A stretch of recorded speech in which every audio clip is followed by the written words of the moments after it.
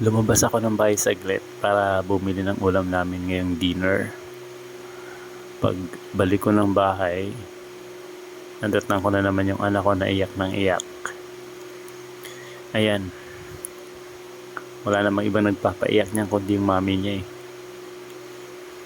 Pag nakita mo niyong umiiyak yung anak ko, yun ay dahil tumawag na naman yung mami niya. Anak, pasensya ka na kung may ganyan kang klaseng ina.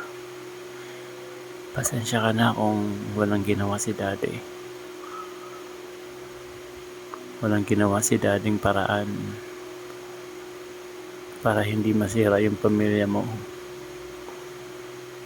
Pasensya ka na kung binigyan kita ng broken family na hindi ko inaayos yung sinira ng mami mo.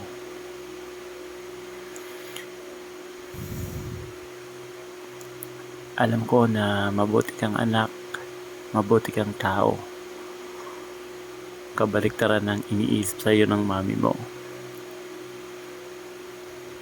Kabaliktaran ng ginagawa sa'yo ng mami mo na sinasabing masama kang anak kasi may mga ginagawa kang hindi maganda sa kanya, which is hindi totoo yun. Alam ko yun, anak.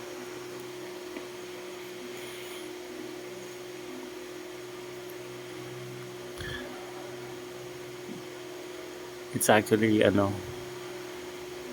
magsi-7 pa lang pero tulog na yung anak ko dahil masama na naman ang loob. Kaya buti kumain kahit pa paano.